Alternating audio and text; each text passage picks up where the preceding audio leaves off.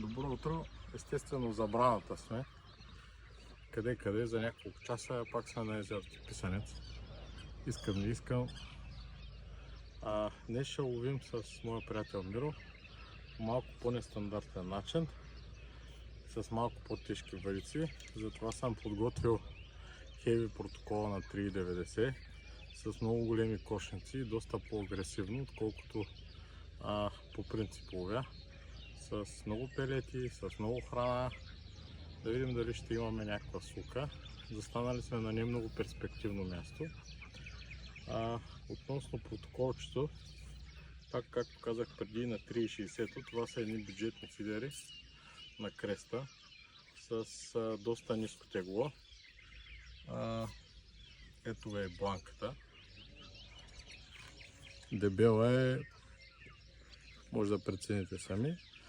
Но реално акцията пише 80 грама, но това е акция, реално изхвърля 80 грама спокойно, чиста кошница плюс храната. Това означава, че тази въдица има запас и може да ловите спокойно с 70-80 грама методи или кошници. Пробвано е на Дунава. Основно е ползван за метод и на река Дунав с кошници до 80 грама. Така че ще видим дали ще имаме сука да я обвинем.